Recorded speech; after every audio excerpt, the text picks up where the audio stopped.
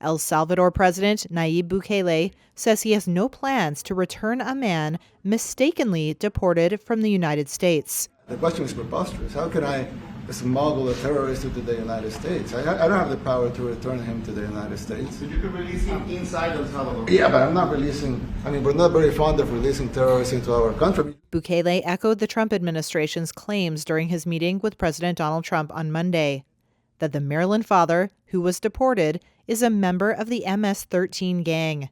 Kilmar Abrego Garcia, a Salvadorian with a U.S. work permit, was sent to El Salvador on March 15th despite an order protecting him from deportation. His lawyers have denied the allegation that he's a gang member, saying the U.S. has presented no credible evidence substantiating its claim. During the Oval Office meeting, multiple members of the Trump administration said they weren't required to bring him back, despite an order to do so, backed by the U.S. Supreme Court.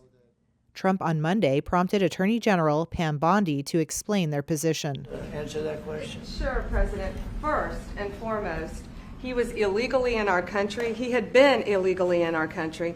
That's up to El Salvador if they want to return him. That's not up to us. The Supreme Court ruled, President, that if, as El Salvador wants to return him, this is international matters, foreign affairs, if they wanted to return him, we would facilitate it, meaning provide a plane. So will you return him? And you are doing a great job. Thank you. The Trump administration has deported hundreds of people, mostly Venezuelans, to El Salvador under the 1798 Alien Enemies Act.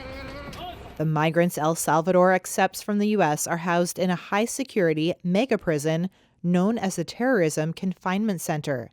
Critics say the prison engages in human rights abuses and that Bukele's crackdown on gangs has swept up many innocent people without due process. And I just asked the president, it's this massive complex that he built, jail complex. I said, can you build some more of them, please? Trump said he would send as many people living in the U.S. illegally to El Salvador as possible and help Bukele to build new prisons.